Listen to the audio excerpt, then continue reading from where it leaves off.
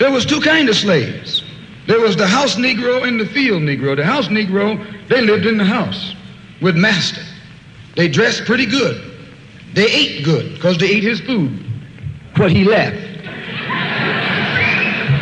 They lived in the attic or the basement, but still they lived near their master. And they loved their master more than the master loved himself. They would give their life to save their master's house quicker than the master would.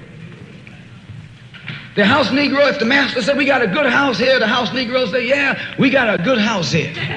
Whenever the master said we, he said we. That's how you can tell a house Negro. If the master's house caught on fire, the house Negro would fight harder to put the blaze out than the master would. If the master got sick, the house Negro would say, what's the matter, boss? We sick. We sick.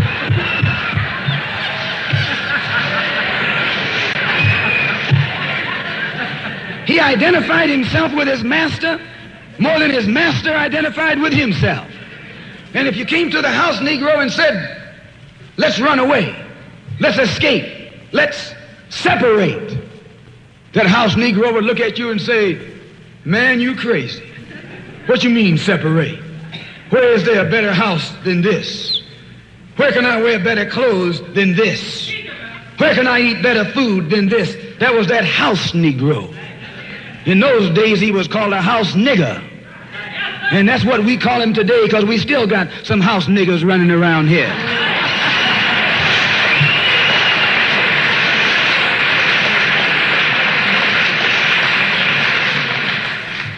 This modern house Negro loves his master. He wants to live near him. He'll pay 3 times as much as the house is worth just to live near his master. And then brag about, I'm the only Negro out here.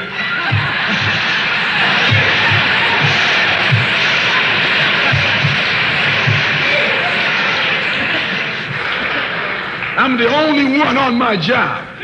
I'm the only one in this school. You're nothing but a house Negro. And if someone come to you right now and say, let's separate, you say the same thing that the house Negro said on the plantation. What you mean separate? From America? This good white man? Where you gonna get a better job than you get here? I mean, this is what you say. I ain't left nothing in Africa. That's what you say. Why, you left your mind in Africa.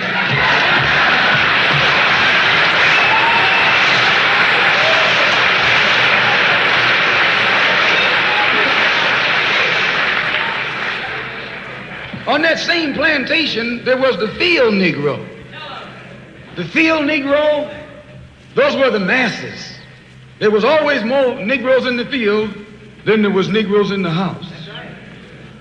The Negro in the field caught hell. He ate leftovers. In the house, they ate high up on the hog.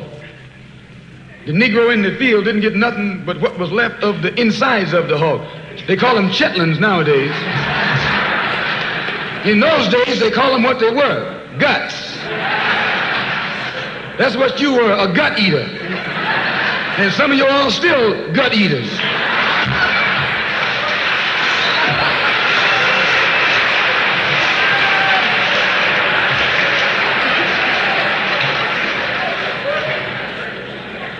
The field Negro was beaten from morning till night.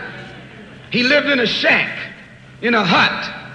He wore cast-off clothes. And he hated his master. I say he hated his master. He was intelligent. That house Negro loved his master. But that field Negro, remember, they were in the majority. And they hated the master. When the house caught on fire, he didn't try and put it out. That field Negro prayed for a wind, for a breeze.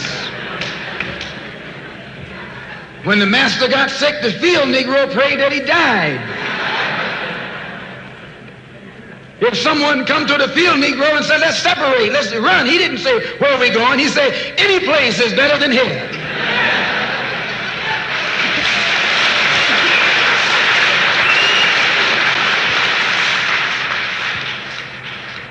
You got field Negroes in America today. I'm a field Negro. The masses are the field Negroes. When they see this man's house on fire, you don't hear these little Negroes talking about our government is in trouble. They say the government is in trouble.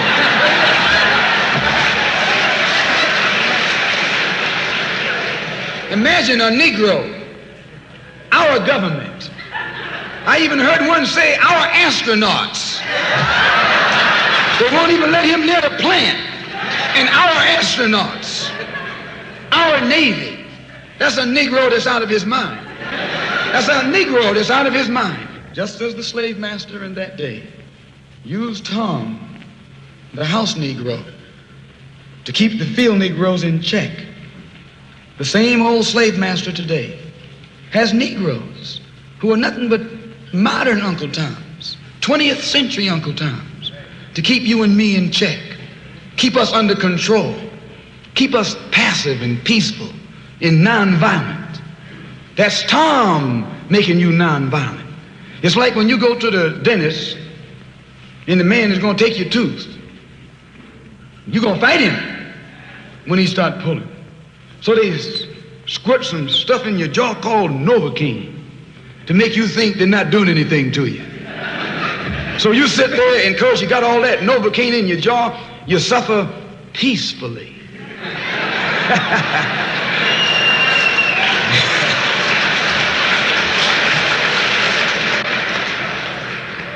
There's nothing in our book, the Quran, as you call it, Quran, teaches us to suffer peacefully.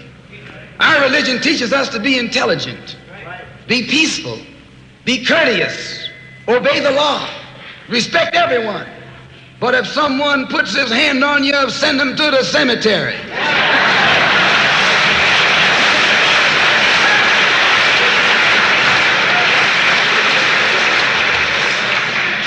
That's a good religion. In fact, that's that old-time religion.